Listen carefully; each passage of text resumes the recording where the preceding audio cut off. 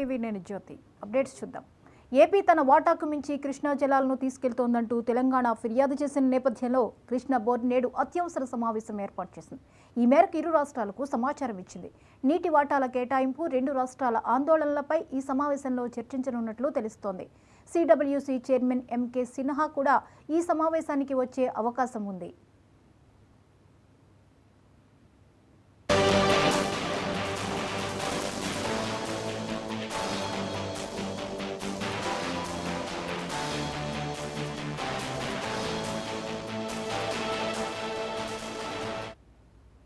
AP తన వాటాకు మించి కృష్ణా జలాలను తీసుకెళ్తోందంటూ తెలంగాణ ఫిర్యాదు చేసిన నేపథ్యంలో కృష్ణా బోర్డు నేడు అత్యవసర సమావేశం ఏర్పాటు చేసింది.